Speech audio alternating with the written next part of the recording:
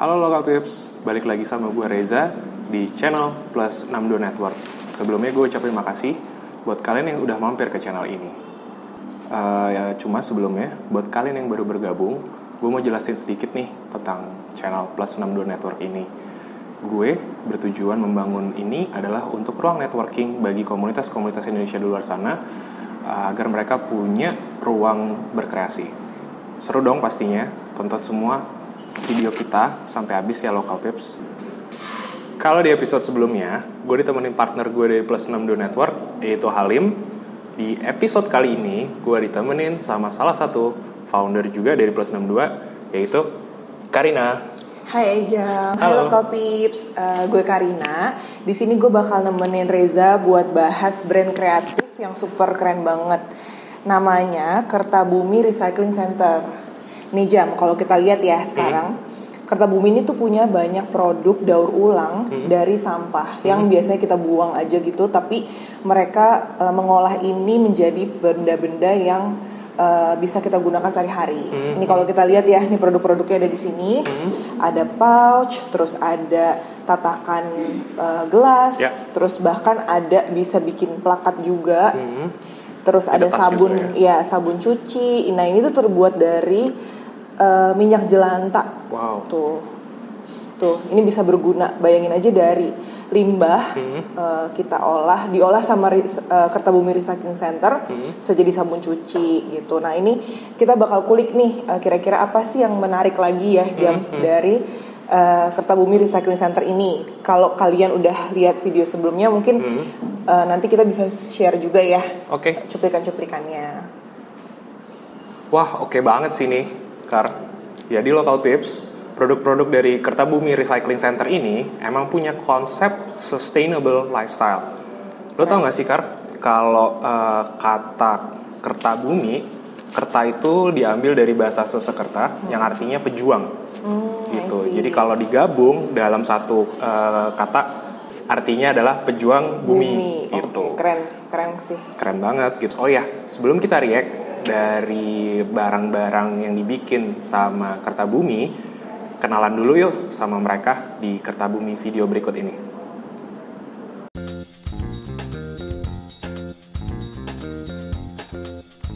Jadi Kertabumi sendiri didirikan oleh founder kita, namanya Iqbal, dan saya dan Sandra sebagai co-foundernya. Nah, Kertabumi sendiri merupakan kewirausahaan sosial yang concern terhadap permasalahan lingkungan.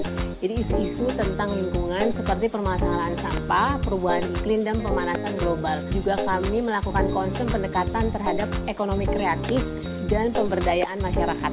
Nah, Kar, setelah lihat video yang tadi, menurut lu nih, Kertabumi punya potensi apa di tengah-tengah komunitas network kita?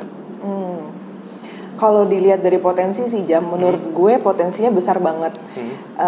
Seperti kita nih, as Plus 62 Network, kita kan di sini membangun wadah untuk komunitas-komunitas di luar sana yang masih belum punya istilahnya mungkin namanya belum terlalu dikenal kayak gitu, bisa join bareng kita, terus nanti kita bisa kerjasama nih dalam berbagai hal. Kayak misalnya ini deh, Kertabumi Recycling Center. Mereka pernah kerjasama sama Puma untuk bikin pouch sebagai souvenir gathering mereka. Nah ini tuh dari bahan daur ulang nih Jam. Maksudnya Puma gitu loh, bikin brand sepatu, bikin souvenir dari bahan daur ulang. Itu kan salah satu bentuk responsibility mereka ya terhadap lingkungan. Nah harusnya brand-brand yang mungkin masih menggunakan material plastik sebagai bahan dasar utamanya itu harus lebih concern lagi nih terhadap lingkungan gitu, dan bukan concern aja tapi harus responsible juga, harus bertanggung jawab. Maksud gue potensi di sini adalah dengan adanya komunitas kayak Kertabumi Recycling Center ini kan menjadi salah satu bentuk kita nih sebagai human being untuk tanggung jawab gitu loh ke lingkungan kita, terus sekitar kita. Jadi kalau menurut gue brand-brand tuh udah mulai harus minimum banget doing something lah dengan komunitas recycling ini. Kalau enggak, ya mau sampai kapan, nanti lama-lama akan orang nggak peduli lagi gitu loh. Gitu. Oke, kalau gitu kita lanjut untuk ke klip video berikutnya ya Kar. Yuk. Dari Kertabumi. Oke. Check it out. Check it out. Gitu. Apa aja yang udah kita kelola? Yang pertama adalah sampah-sampah plastik itu kita kelola jadi tas, jadi pouch gitu ya. Atau mungkin tutup-tutup air mineral, bisa jadi tatakan gelas, bisa jadi plakat gitu. Atau sampah minyak jelantah kita jadikan sabun untuk cuci. Jadi kita merekayasa sampah menjadi sesuatu yang bernilai ekonomis. Oke.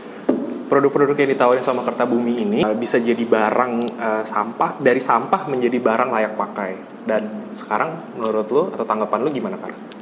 Menurut gue sih ini kreatif banget ya, Jam.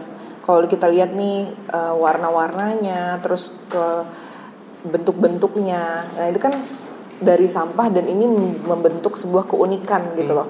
Dibandingkan produk-produk yang diproduksi secara mass gitu loh, kayak tatakan meja yang di pabrik gitu ya, itu mah udah pasti bagus gitu.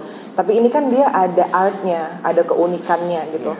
Dan yang lebih luar biasanya lagi tuh ini tuh sebenarnya dari sampah gitu loh. Jadi itu bikin kita amazed sih sebenarnya. Gak cuman karena bentuknya yang unik dan juga kreativitasnya, tapi value-nya juga gitu. Kayak kita bisa lihat kan, ya ini juga kayak sabun dari minyak jelantah gitu, sabun cuci. Ya seharusnya sih kita memang lebih ngelihatnya nggak cuman dari sekedar bentuk fisik aja, tapi value-nya yang bisa kita istilahnya kita proud nih, kita pakai barang ini loh gitu. Kita sebagai orang yang biasa pakai brand-brand bermerek kayak gitu ya, tapi kita bisa pakai ini kan, oh gue tuh peduli, gue care gitu. Itu sih yang menurut gue. Oke, Kar, menurut lu nih gimana caranya dari barang-barang ini yang udah dibikin sama si Kertabumi bisa diterima di masyarakat? Strateginya kurang lebih kayak gimana sih? Sebenarnya sih kalau kita lihat sekarang ya, masyarakat Indonesia udah aware banget sih, cukup aware dengan produk daur ulang ya. Kalau kita lihat kan, kalau ke supermarket, terus kayak di mall-mall juga kita udah nggak bisa pakai plastik lagi, harus pakai tas yang dari kain atau bahan daur ulang gitu. Itu udah cukup membantu banget sih. Maksudnya sekarang kita udah nggak pakai plastik lah sama sekali. Nah, cuman mungkin untuk secara keseluruhan memang masih niche banget konsumennya untuk yang mau beli produk recycle ini gitu, karena kan ini juga dijualnya lebih sedikit ya barang-barangnya, itemnya terus juga ya itemnya. Nah mungkin kalau menurut gue pribadi harus orang yang penuh dengan kesadaran sih. Konsumen-konsumen itu kan perilakunya macam-macam ya. Nah mungkin ada beberapa segmen yang memang dia tuh peduli lingkungan dan dia udah nggak mikirin lagi merek dan sebagainya, mereka maunya pakainya yang daur ulang gitu. Nah itu mereka klaim diri mereka as pejuang bumi itu gitu. Maksudnya gue care, gue peduli lingkungan, gue nggak mau tuh ngasih sampah-sampah ke bumi ini gitu. Baru mereka mau tuh beli pakai kayak gini. Terus kayak mungkin sekarang juga udah mulai banyak yang pakai tumbler, bawa kemana-mana bawa tumbler gitu kan, dibanding beli minuman dari plastik kayak gitu. Cuman kalau dilihat dari secara keseluruhan ya memang masih niche banget sih marketnya untuk produk-produk ini. Kalau kayak gitu kita lanjut ke video berikutnya kan, untuk melihat hasil dari Kertabumi video.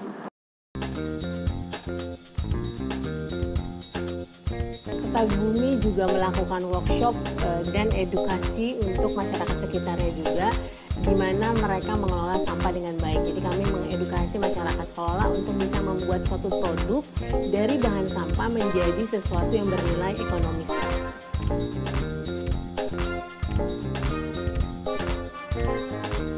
Kita banyak melibatkan masyarakat sekitar, terutama ibu-ibu, karena ibu-ibu itu mempunyai peran yang sangat penting dalam keluarga. Dan sampah segala macam itu biasanya akan awal cikal bakal itu dari ibu-ibu gitu. Selain memberikan mereka edukasi, memberikan mereka pelajaran, juga memberikan nilai tambah sehingga sampah bisa menjadi sumber penghasilan baru buat mereka. Kar, dari penjelasan video Kertabumi tadi, menurut lo nih, mereka tuh kan masih aktif ya melakukan edukasi, workshop gitu ya ke masyarakat. Nah, terus edukasinya tuh kan seputaran kayak gimana caranya mengolah sampah rumahan gitu kan. Terus efektif juga ngasih awareness nih buat ke masyarakat-masyarakat. Nah, pendapat lo terhadap itu menurut lo masih efektif nggak? Atau lo punya pendapat lain yang bisa di-share ke kita? Kalau dari gue sih Jam, menurut gue itu masih efektif sih. Secara kan workshop yang dilakukan sama Kertabumi ini, mereka nggak tanggung-tanggung, mereka tuh keliling Indonesia untuk melakukan ke kota-kota ya, untuk melakukan workshop dan training ini. Kemudian langsung praktek dan bikin kan produk-produknya. Nah kalau kita lihat juga dari based on data 2020 itu penyumbang sampah nasional terbesar itu kan nomor 1 masih di rumah tangga, sampah rumah tangga. Nah, yang kedua itu baru dari pasar tradisional. Jadi memang udah pas banget nih movementnya. Kertabumi ini berangkat dari perumahan alias sampah rumah tangga. Pemukiman gitu lah ya. Iya, pemukiman. Terus UKM juga. Nah, mereka kan banyak nih limbah-limbah sampahnya. Nah, itu menurut gue edukasi yang sangat baik sih untuk masyarakat kita ya yang masih belum aware nih bahwa penyumbang sampah terbesar tuh masih dari rumah tangga dan pasar tradisional loh ternyata gitu, bukan dari limbah pabrik dan sebagainya gitu. Jadi berangkat dari situ mereka masih edukasi ke masyarakat dan hopefully masyarakat juga bisa menerima gitu loh informasinya. Terus mereka mau menerapkan proses daur ulang ini gitu untuk produk-produknya gitu sih kalau dari gue. Nah, Kar, ada satu lagi yang menarik yang perlu gue highlight sih. Kalau Kertabumi ini kan pesertanya mayoritas memberdayakan ibu-ibu nih, ibu-ibu rumah tangga di beberapa program dan kegiatannya, termasuk workshopnya mereka. Nah, menurut lo nih, sepenting apa sih woman empowerment dalam berkarya atau bekerja di dalam suatu komunitas? Ya, menarik sih, penting banget. Kenapa? Karena kayak kita tahu ya, Kertabumi ini kan bukan mempekerjakan, maksudnya melibatkan ya ibu-ibu rumah tangga untuk membantu untuk proses daur ulangnya dan sebagainya. Nah, di sini kan kita bisa lihat juga ya, hampir semua ibu-ibu rumah tangga atau ibu-ibu deh, nggak mesti ibu rumah tangga ya, ibu pekerja juga, itu kan menjadi salah satu penentu atau pengambil keputusan tuh dalam rumah tangga ataupun dalam kehidupan gitu kan. Nah, menurut gue sih pentingnya itu adalah sesama ibu-ibu ini bisa membangun gitu. Jadi nggak cuman jadi ibu rumah tangga aja, tapi mereka punya sumber ekonomi baru bagi keluarga mereka gitu. Kayak daripada mereka cuman beberesan atau ngurus anak, mereka bisa nambah nih, mungkin ada pendapatan baru atau misalnya ada kegiatan baru, jadi mereka nggak boring gitu. Jadi nggak cuma di ibu-ibu aja sih sebenarnya, bisa semua wanita ya, yang masih produktif gitu, atau mungkin yang udah mulai umur 50-an yang udah mulai kegiatannya menurun, bisa mulai nih coba-coba untuk ikutan daur ulang. Terus habis itu mungkin pakai barang-barang daur ulang juga untuk yang di rumah-rumahan aja kayak gitu kan, sebenarnya nggak perlu kan kita beli baru terus gitu. Betul. Itu sih gerakan kecil yang bisa berimpact buat semua masyarakat juga sih. Empowerment-nya. Lanjut ke pertanyaan berikutnya nih, Kar, sebagai pertanyaan penutup terakhir dari gue. Dari lu ada tips nggak sih buat local tips di sana yang nonton? Pertanyaannya gini, as a human being gitu, kira-kira gimana sih cara yang tepat untuk menghadapi isu go green atau climate change yang sekarang tuh dampaknya kita rasain banget, kayak perubahan cuaca yang ekstrim belakangan ini gitu ya, dari panas banget tiba-tiba ke hujan gitu kan. Nah, lu ada tips atau pesan buat audiens kita di luar sana, local tips? Oke. Ya paling kalau dari gue semua tuh harus mulai dari diri sendiri ya. Jadi untuk kesadaran kita nih bahwa lingkungan kita kan sekarang udah makin tercemar. Nah, at least dimulai dari diri kita sendiri dulu dan lingkungan terdekat kita. Misalnya contoh kecil ya, di rumah kalau misalnya lo bisa nggak usah pakai plastik, ya kalau sebisa mungkin nggak usah pakai ya. Untuk sampah-sampah. Terus kayak sekarang kan udah banyak banget nih soalnya kayak tas, pouch, ataupun bahkan even untuk tempat sampah aja udah ada gitu loh yang dari bahan daur ulang gitu. Jadi lo nggak mesti pakai plastik tuh untuk sampah-sampah di rumah lo gitu. Itu salah satunya caranya. Terus kalau gue lihat sih sekarang Gen Z itu kan lebih speak up ya. Mereka tuh lebih speak up tentang isu-isu tertentu, apalagi untuk climate change ini gitu. Nah menurut gue ini bagus banget, harus semakin di bring up gitu loh, bahwa biar orang-orang tuh aware bahwa kita tuh lagi menghadapi isu climate change ini gitu loh.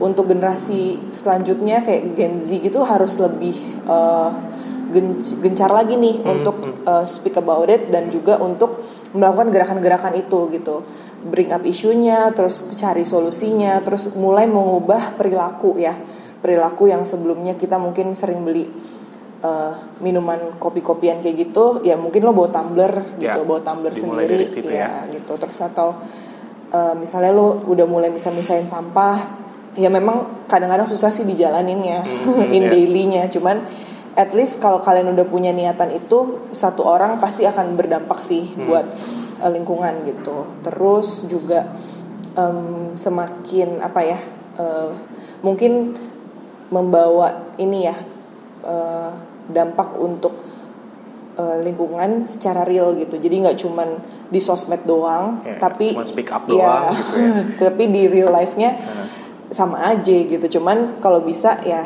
justru di real life-nya dulu, baru deh kalau lo udah rutin jalan itu, ya lo boleh deh lo share gitu ke orang-orang gitu. Malah dibalik gitu loh. Betul. Maksud gue itu sih jam paling. Jadi balik. Thank you banget Ibu Karina.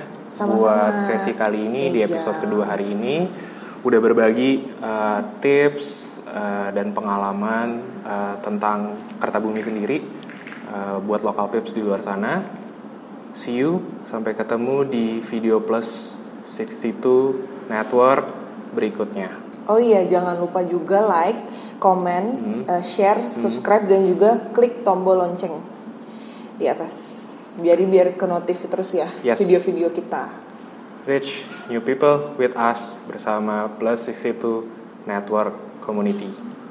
Bye-bye. Thank you guys. I'm signing out, Cie. Gitu.